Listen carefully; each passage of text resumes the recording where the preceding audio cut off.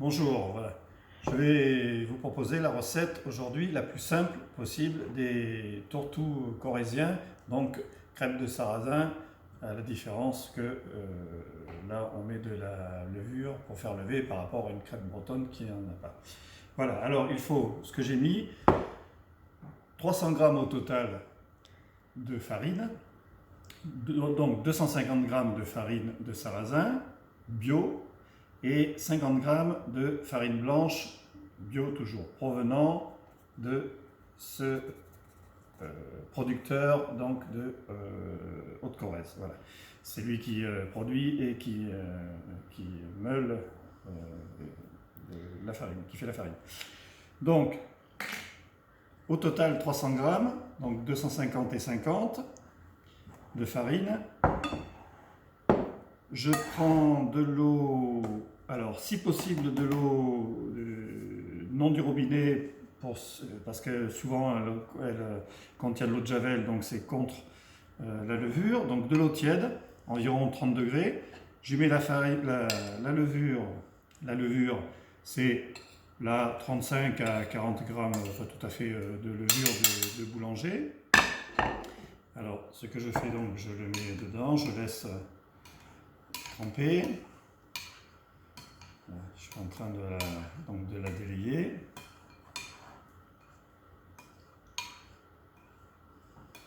Il faut donc quelques instants. L'idéal c'est n'importe de la mettre un tout petit peu avant.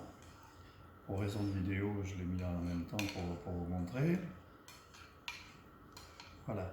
Alors, les ingrédients, ça va être donc uniquement farine, eau, levure et sel.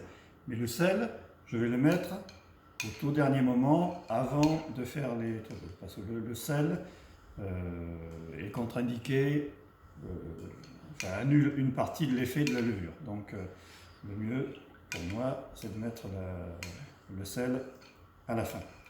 Donc voilà, petit à petit, la levure donc, se dissout. Ouais. Et donc ce que je vais faire, voilà, elle est à peu près dissous, on n'a plus, presque, voilà, c'est bon, elle va finir après. Je fais un puits, je mets la levure avec l'eau, non, elle n'est pas complètement dissoute, c'est pas grave, elle se dissoudra. Voilà, et là, donc je touille. Ce qui va être important, c'est la consistance de la pâte. Alors pour l'instant, j'ai donc vu qu'il y avait en gros 3/4 de bol de liquide. Donc voilà, la pâte elle est dure, c'est normal. Voilà. Ne pas avoir peur d'y aller, franco.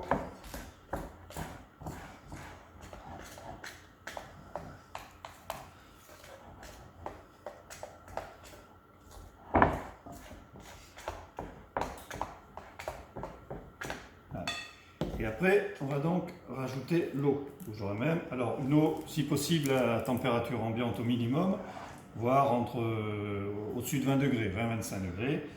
Donc, voilà. On met, n'hésitez pas au fur et à mesure. Et comme toutes les pâtes,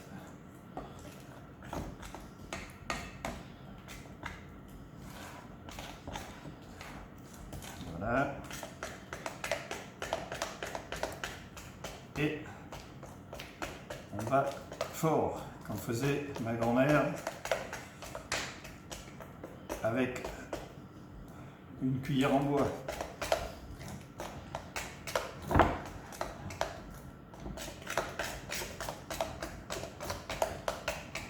Battre énergiquement. N'ayez pas peur, voilà. Donc là, on remet le liquide, on n'a pas peur.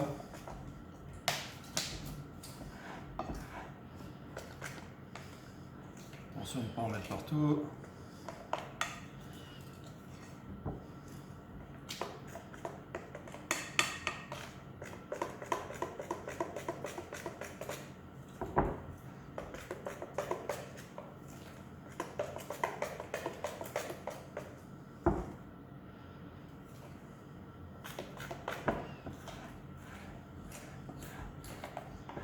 Voilà.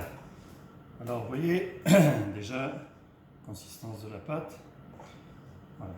La pâte va prendre, bien sûr, va gonfler, va prendre beaucoup d'eau. Elle va devenir plus dure. Là, elle est pas assez molle. Parce que, après, ça va dépendre donc l'étalage dans la poêle. Donc, je rajoute encore un peu, je liquidifie un peu.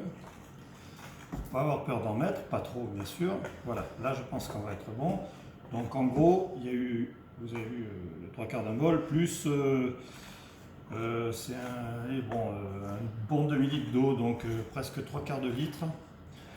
Facile, 3/4 de litre d'eau. C'est un peu...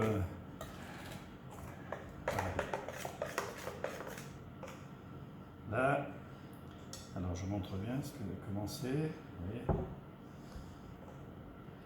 Pas avoir peur de la faire.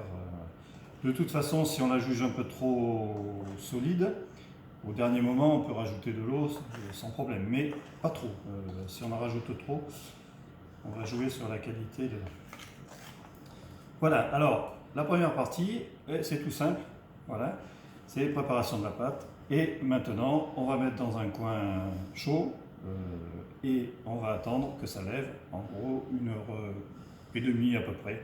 On verra, ça va. Bon, donc, à tout à l'heure.